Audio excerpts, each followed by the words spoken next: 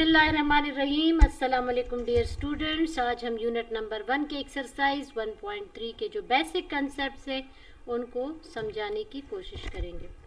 इस एक्सरसाइज में जितनी भी सारे क्वेश्चंस हैं उनमें कुछ ऐसे लॉज को मेजर किया जा रहा है। पहला ऐसे लॉ जो आपके पास है वो है multiplication and division of matrix bye a real number. यहाँ पर आप देख सकते हैं आपके पास एक मैट्रिक्स है और वो जर्नल फॉर्म में है, जबकि आपके पास 4 एक रियल नंबर है। तो जब भी कभी इस तरह की सिचुएशन होगी, ये आपके पास 4 मल्टीप्लाई हो रहा है, लिहाजा 4 मैट्रिक्स के हर एलिमेंट के साथ मल्टीप्लाई हो जाएगा। तो आपके पास जो रिजल्टेंट मैट्रिक्स बनेगा वो 4 है, 4b, 4c एंड 4d होगा। इसी तरह अगर हम डिवीजन की बात करें तो अगर आपके पास एक रियल नंबर है 1/8, इट मीन्स कि ये 8 जो है यहाँ पे डिवाइड हो रहा है ए बी सी और यानी A B C D matrix के जो एलिमेंट है वो 8 से डिवाइड हो रहे हैं। लिहाजा हमारे पास रिजल्टेंट मैट्रिक्स जो बनेगा वो A/8, B/8, C/8 and D/8 होंगे। इसके बाद जो दूसरा एसएलओ है आपके पास वो है एडिशन ऑफ मैट्रिसेस। और एडिशन ऑफ मैट्रिसेस में तकरीबन क्वेश्चन जो है वो आपके पास एडिशन ऑफ मैट्रिसेस, एडिशन सब में यूज़ हुआ है। एडिशन के लिए जो बेसिक चीज़ है वो है conformability for addition of matrices. It means के आपके पास जो दो मैट्रिसेस आप ऐड कर रहे हैं या 3 या 4, उनका सेम ऑर्डर होना ज़रूरी है, उनके डायमेंशन सेम होनी चाहिए, उनका ऑर्डर सेम होना चाहिए, तभी आपके पास वो कन्फर्मेबल होंगे एडिशन के लिए। अदरवाइज अगर उनका ऑर्डर सेम नहीं होगा तो वो आपके पास ऐड नहीं हो सकेंगे। या अगर हम देखें हमारे पास दो मैट्रिसेस हैं ए एंड बी, एक का ऑर्डर जो है वो 2/2 है, इसी तरह बी का ऑर्डर जो है वो भी 2/2 है, यानी दोनों का ऑर्डर सेम है और इस वजह से हम इन दोनों को प्लस कर सकते हैं। अब प्लस करने में आपने करना क्या है कि जो कॉरस्पॉन्डिंग एलिमेंट्स है, सेम पोजीशनिंग एलिमेंट्स, यानी यहाँ पे आप देखिए मैट्रिक्स ए में 4 जो है फर्स्ट रो फर्स्ट कॉलम में, तो मैट्रिक्स बी में इसके लिए कॉरस्पॉन्डिंग एलिमेंट होगा -9, क्योंकि ये भी फर्स्ट रो फर्स्ट कॉलम में है। 4 + 4 एंड -9 दो अनलाइक इंटीजर्स है, लिहाजा अगर ये क्वेश्चन एडिशन का है लेकिन इनको हम माइनस करेंगे और हमारे पास आंसर आएगा -5। इसी तरह सेम आपने बाकी तमाम को कॉरस्पॉन्डिंग एलिमेंट्स को आपस में प्लस माइनस करके रिजल्टेंट मैट्रिक्स मालूम करना है। इसके बाद जो आपके पास कंसेप्ट है वो है सब्ट्रैक्शन ऑफ मैट्रिसेस।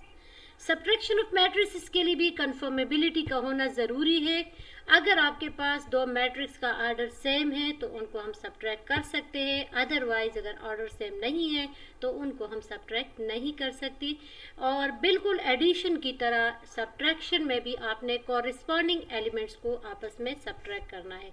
यानी 9 जो है वो फर्स्ट रो फर्स्ट कॉलम का एलिमेंट है, तो उसमें से 4 माइनस होगा क्योंकि ये भी फर्स्ट रो फर्स्ट कॉलम का एलिमेंट है। इस तरह 2 जो है वो फर्स्ट रो सेकंड कॉलम का एलिमेंट सेकंड कॉलम में है, लिहाजा इसके लिए जो कॉरस्पॉन्डिंग एलिमेंट होगा वो है फर्स्ट रो सेकंड कॉलम का 1, यानी 2 - 1। यहाँ पर भी अगर आपके पास इस तरह की सिचुएशन आ जाए कि कोई नेगेटिव साइन हो तो नेगेटिव इंटू नेगेटिव वो पॉजिटिव हो जाएगा, लिहाजा फिर उस सूरत में आपने उनको पॉजिटिव करना है। लाइक और अनलाइक इंटीजर्स की बात है कि अगर आपके पास लाइक इंटीजर्स होंगे तो उनको आप ऐड करेंगे और अनलाइक इंटीजर्स यानी जिनके साइन डिफरेंट होंगे उनको आपने माइनस कर देना है।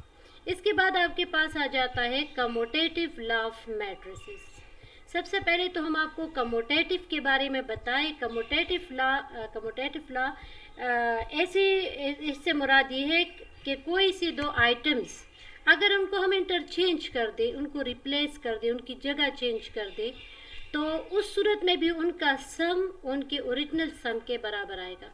यानी यहाँ पे देखिए for matrices A and B of same order, क्योंकि एडिशन के लिए तो सेम ऑर्डर लाजमी है, तो सेम ऑर्डर के अगर हम दो मैट्रिसेस ले, मैट्रिक्स ए और बी, तो इसके लिए हमारे पास a + b और b + a इक्वल होगा। यानी चाहे हम a मैट्रिक्स को पहले लिखें या चाहे हम b मैट्रिक्स को पहले लिखें, अगर हम उनके कॉरस्पॉन्डिंग एलिमेंट्स को प्लस करेंगे तो हमारे पास रिजल्ट या सम जो है दोनों का सेम आएगा। इसी तरह एसोसिएटिव लॉ ऑफ मैट्रिसेस है, एसोसिएटिव याद रहे कि कमोटेटिव 2 आइटम्स के लिए होता है और एसोसिएटिव 3 के लिए होता है।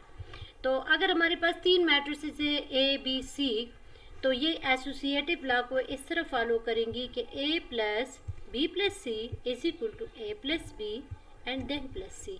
यानी चाहे हम बी और सी को पहले प्लस करें बाद में ए प्लस कर लें, या हम ए बी को पहले प्लस कर लें और बाद में मैट्रिक्स सी को प्लस कर लें, रिजल्ट हमारा सेम आएगा। इसके बाद आपके पास एक और कंसेप्ट है इसमें, additive identity of a matrix का।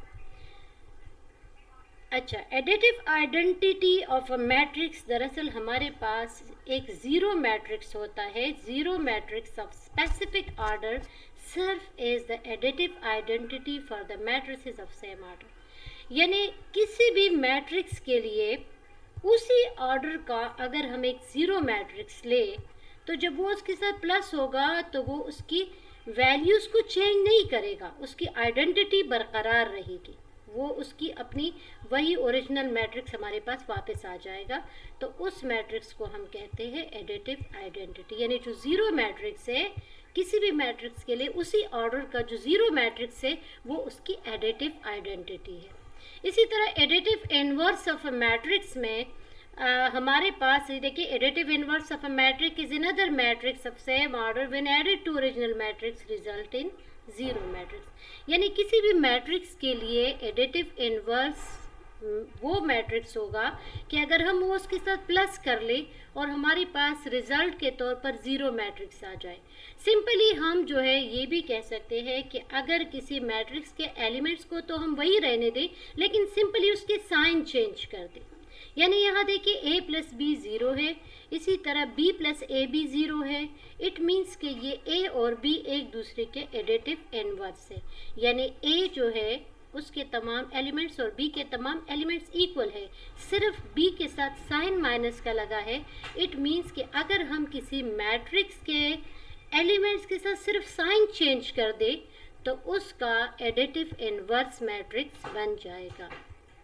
अच्छा जी, इसके बाद इंशाल्लाह हम एक्सरसाइज 1.3 के क्वेश्चन को सॉल्व करने की कोशिश करेंगे। ये थे वो बेसिक कंसेप्ट जो इस एक्सरसाइज को हल करने में आपकी मदद करेंगे इंशाल्लाह। अल्लाह हाफिज़।